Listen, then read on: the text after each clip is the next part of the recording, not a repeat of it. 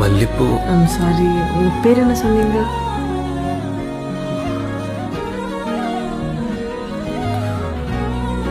George.